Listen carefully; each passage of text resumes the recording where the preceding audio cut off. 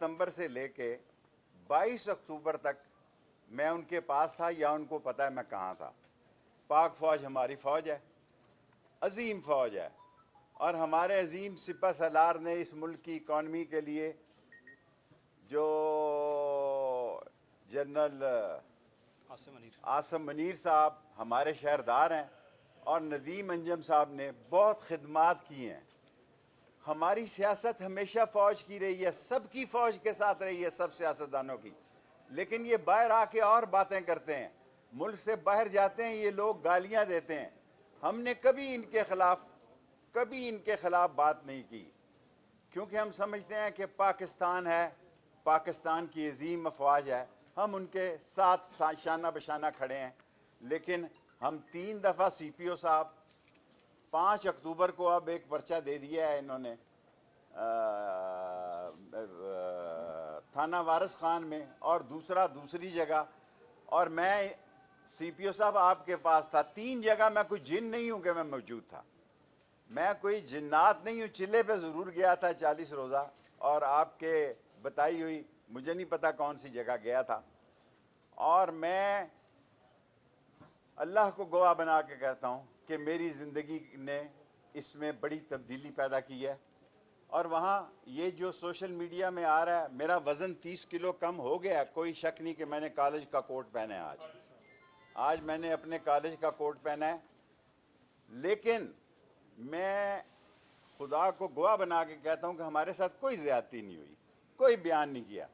لیکن یہ دونوں سیٹیں راول پنڈی کی جو ہیں وہ عوامی مسلم لیگ کی ہیں, دونوں میں لڑتا ہوں, میں ہی لڑوں گا.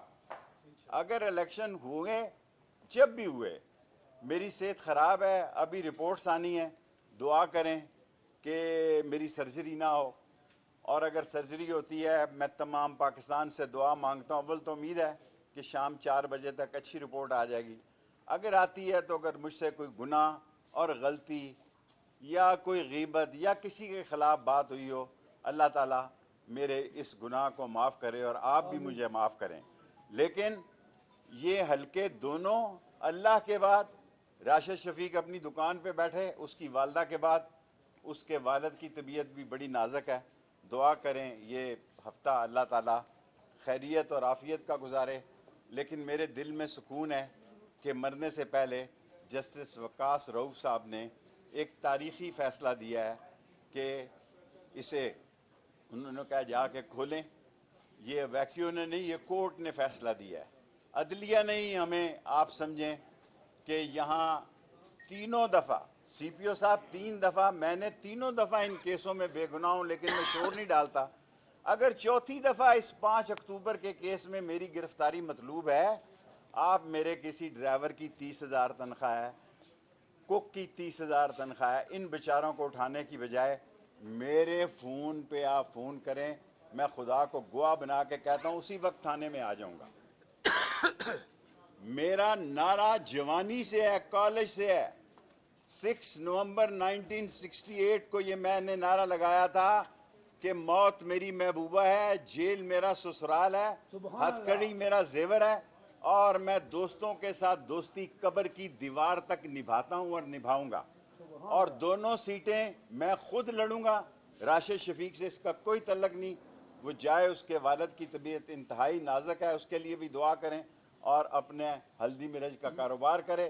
انشاءاللہ تعالی اللہ کو منظور ہوا تو یہ الیکشن ہم پی ڈی ایم کے خلاف لڑیں گے. دونوں سیٹیں ہم پی ڈی ایم کے خلاف لڑیں گے.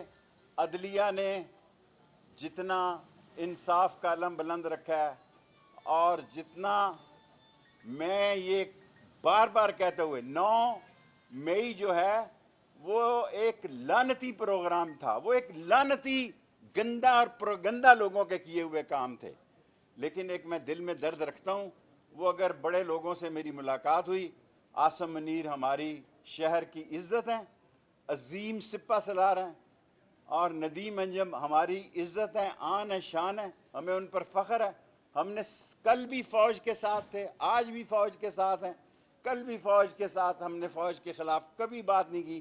لیکن اگر ہماری گرفتاری مطلوب ہو, آپ نے حنیف بیچارے کو کک کو اٹھا لیا 30,000 روپے کا, آپ نے عمران باریکی کو اٹھا لیا, آپ نے شاکر کو اٹھا لیا, آپ نے قمر کو اٹھا لیا, آپ نے بلال کو اٹھا لیا.